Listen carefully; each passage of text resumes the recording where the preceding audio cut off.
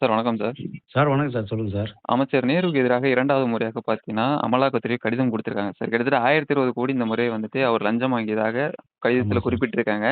ஆமா சார். 2 மாதத்துக்கு முன்னாடி ஒரு கடிதம் குடுத்ததுக்கே இன்னும் டிஜிபி தரப்புலருந்து எந்த ஒரு நடவடிக்கையும் இல்லையே. இத எப்படி பார்க்குறீங்க சார்? சார் இவங்களுக்கு லஞ்சம் ஊழல் ஒண்ணும் புதுசெல்லாம் இல்ல சார். ஆக்சுவலா பார்த்தீங்கன்னா அ இவரு அமைச்சர் நேரு இருக்கிறது நகராட்சி நிர்வாகம் மற்றும் குடிநீர் வழங்கல் துறையில அமைச்சரா இருக்காப்புல சார். இந்த இதுல ஏற்கனவே பணி நியமனங்கள்ல ஒரு தலா ஒரு ஒரு போஸ்டிங்காக ரூ. 35,00,000 வரைக்கும் பேசி வாங்கினதா தான் சொல்லி, அதுல தான் 888 கோடி வரலும் ஊழல் மோசடி நடந்திருக்குது அப்படின்னு சொல்லி அதுக்கான ஆவணங்களோட சேர்த்து டிஜிபிக்கு லெட்டர் குடுத்திருந்தாங்க. அதோட அத்தாட்சியும் சேர்த்து குடுத்திருந்தாங்க. அவங்க மேல வழக்கு பதிவு செய்து நடவடிக்கை எடுக்கணும்னு சொல்லி. ஏற்கனவே ஒரு 1 1/2 மாசத்துக்கு மேல அது ஆல்ரெடி கிடப்புல இருக்குது.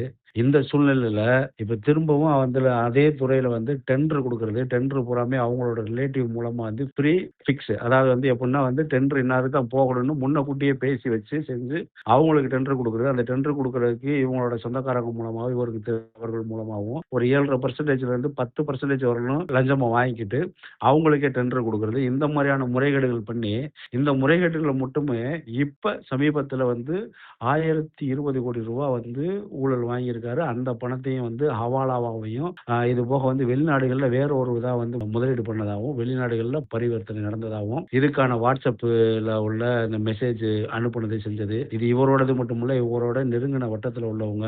இது போக அந்த பேங்க் டிரான்சாக்ஷன் இது எல்லாமே WhatsApp ஸ்டேட்டஸ் இது மெசேஜ் இதெல்லாம் சேர்த்து ஒரு 300 ஆவணங்களுக்கு மேல சேர்த்து வச்சு சரிங்களா? ஒரு 252 பக்கத்துல அறிக்கையா இன்னைக்கு காவல் டிஜிபிக்கு அவர் மேல வழக்கு பதிவு செய்து முறையா விசாரணை பண்ணுங்க, நடவடிக்கை எடுங்க அப்படின்னு சொல்லி இன்னைக்கு அவருக்கும் இது போக தலைமைச் செயலாளருக்கும் இன்னைக்கு அமலாக்கத்துறை மூலமா லெட்டர் குடுத்துருக்காங்க சார். இத இனி அவங்க விசாரிக்கணும்னு சொல்லி இப்பயும் திரும்ப அமலாக்கத்துறை கேட்கறாங்க. ஏன்னா அமலாக்கத்துறையை பொறுத்தவரை பார்த்தீங்கன்னா, நேரடியா அவங்க வழக்கு செய்யறதுக்கான உரிமை அவங்ககிட்ட கிடையாது. அவங்க ஏற்கனவே ஒரு வழக்கு தாக்கல் செய்திருந்தா பதிவு செய்தா அந்த வழக்க அடாப்ட் பண்ணி அதுல அவங்க விசாரணை பண்ணி பண மோசடி எவ்வளவு நடந்திருக்குன்ற அத்தாட்சியை வச்சு அவங்க ப்ரூவ் பண்ணுவாங்க சார். ஸோ இதுதான் அவங்களோட பவர் தான். அவங்க முன்கூட்டியே இப்படி ஒரு ஊழல் நடந்திருக்குன்றத அவங்க சம்பந்தப்பட்ட மாநில காவல்துறைக்கு தெரிவிக்கிறாங்க.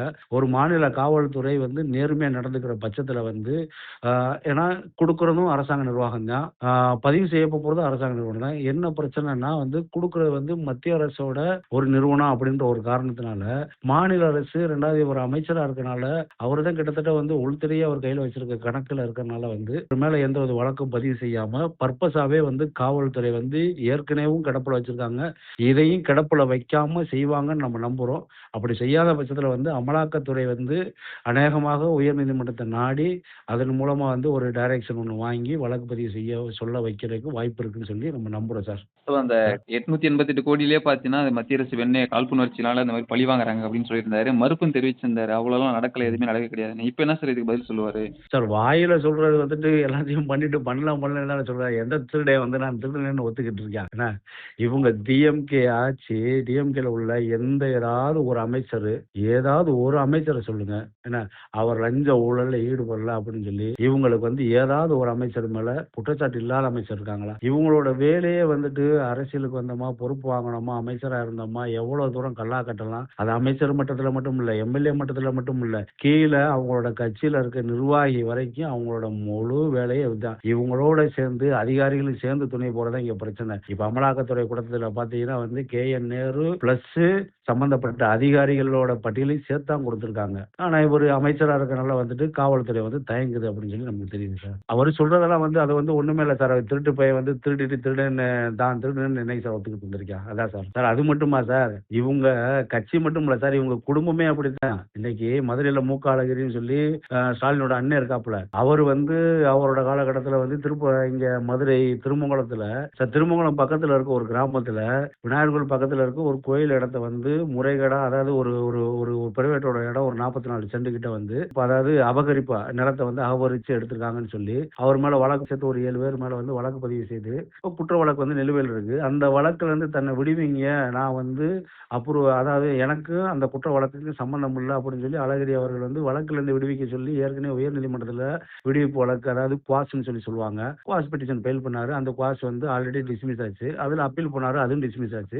அத தூக்கி கொண்டு போய் இப்ப போய் சுப்ரீம் கோர்ட்ல போட்டிருக்காப்புல. அந்த சுப்ரீம் கோர்ட்லயுமே வந்துட்டு இதுல வந்து இவர் வெளிய போறதுக்கான முகாந்திரம் இல்ல. அதாவது இவர் மேல குற்றம் செய்ததற்கான முகாந்திரம் தான் இருக்குது. இவரை விடுவிக்கிறதற்கான எந்த ஒரு அடிப்படை முகாந்திரம் இல்ல அப்படின்ற வகையில அவரு சுப்ரீம் கோர்ட்ல போட்ட மேல்முறையீடு வழக்கையுமே வந்து தள்ளுபடி பண்ணிட்டாங்க. இந்த லட்சணத்துல தான் அவர் கட்சி, அவர் குடும்பம் மொத்தமுமே இருக்குது.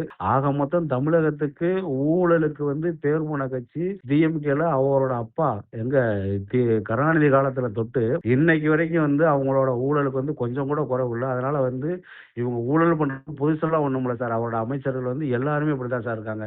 இன்னைக்கு கிட்டத்தட்ட இப்போதைக்கு புருவூடா வந்து 1900 சொச்சம் கோடி அமலாக்கத்துறை கண்டுபிடிச்சதே. இனி இவங்கள ஃபுல்லா நோண்டி வழக்கு பதிவு செய்து இவங்கள ஃபுல்லா நோண்டி எடுத்தாதான் இன்னும் எத்தனாயிரம் கோடி இவங்க உண்மையிலே வந்து அடிச்சு வச்சிருக்காங்கன்ற விஷயமே வெளியில வரும் சார்.